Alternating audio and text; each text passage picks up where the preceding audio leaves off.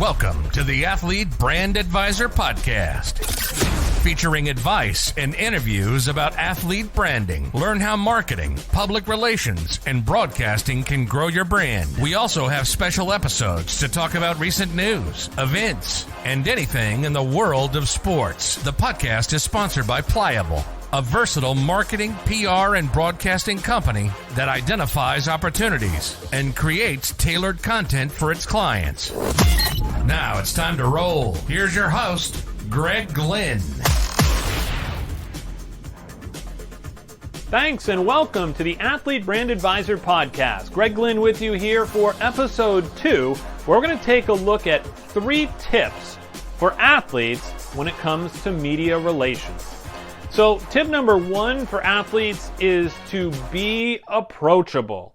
And approachable can mean a lot of different things, but you want to make it as easy as possible for the media to interview you, and here's why. If they interview you, you're going to get more publicity. People are going to see your name more. They're going to hear from you as someone who's a leader on that team.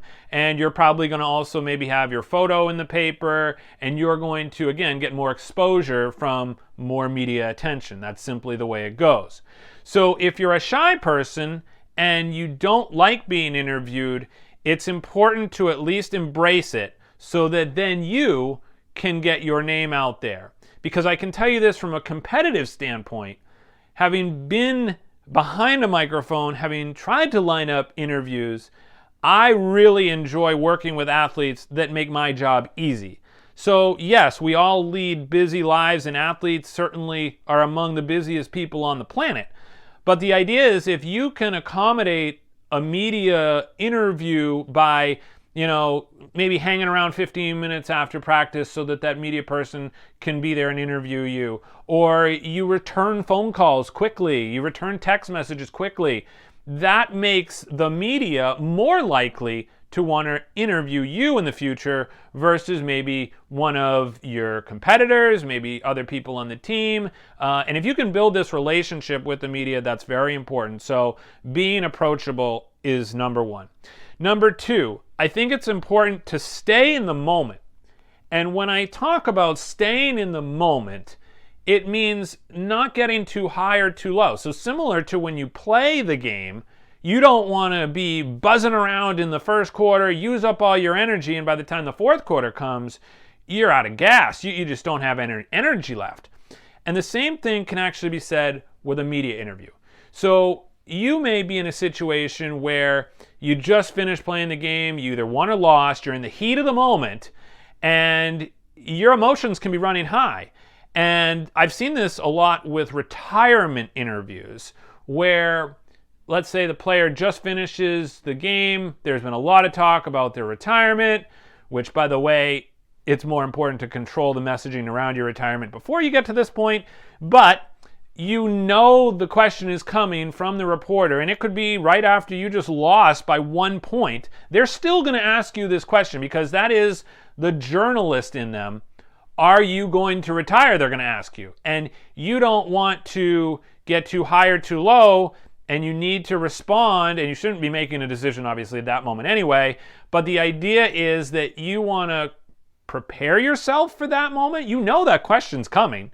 So it can be as simple as, that's a great question. I appreciate you asking, but I really need some more time to think about it. And right now I just want to, and you could either say, celebrate with my teammates, or I need to spend time more with my team and my family to make a decision.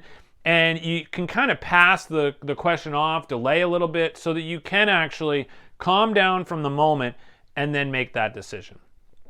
And the third tip I want to give about media relations is making sure that you control the message as much as possible. So similar to what I just talked about with retirement, you should be thinking about questions that you might get asked by the media. And if you can learn to anticipate what they're going to ask you, whether it's based on your personal history, it might be an injury you're recovering from. They're going to ask you, how's your recovery going? Or when do you think you're going to be able to come back? And you don't want to get caught up in some of the questions where you have to give a specific answer, because that can, again, sometimes lead to problems. So if your doctor tells you, oh, you'll be back in 2 weeks, and you say, oh, I'll be back in 2 weeks to the media, all of a sudden they're going to cling to that and they're going to say, so-and-so athlete thinks they're going to come back in 2 weeks. And so then when, let's say you have maybe a little bit of a setback, or something doesn't go your way in your recovery, or maybe you get a second opinion and then it turns out to be it's going to be 6 weeks, now you've kind of lost some of that integrity with that reporter because you told them originally 2 weeks. So you always want to try to get the most accurate information, but convey that things can change, and you'll see a lot of athletes, they'll say, the plan is, or I anticipate. That way you're not saying the black and white of I'm going to be back in 2 weeks, because that is, again, going to impact you with the trust factor, not only with the media, but think about the fans, okay, that get excited when you're going to come back in 2 weeks. I actually saw this situation, funny enough, with fantasy football, where, my daughter thought her favorite player was coming back onto the fantasy football team that she has, and she was clinging on to that date because that's what the media had said in the reports. Well, when that time frame changed, she was disappointed because her player wasn't coming back and she's got to adjust her fantasy roster and all those things.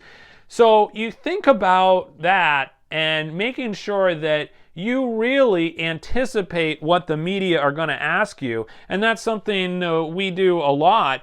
As athlete brand advisors, we can help with media relations and help you think about what the media is going to ask before they ask it, so that you can be prepared as possible, just like you do when you play the game. You work out, you do specific drills to improve your skills. The same thing can happen with media relations. So if you're interested in learning more about media relations and how you can have better media interviews, pre, post game, or during the week, or even during the off season, please reach out to us at pliablemarketing@gmail.com. Look forward to hearing from you. This is Greg Glynn. Glad you could tune in. Stay pliable, my friends. Thanks for listening to the Athlete Brand Advisor Podcast. Be sure to check out the show notes from today's episode and catch up on recent episodes at pliablemarketing.com. We also encourage you to share topics and guest ideas by emailing our production staff at pliablemarketing@gmail.com. We love hearing from our loyal listeners and athletes who want to grow their brand. So jump in and be part of the podcast, because that's how we roll.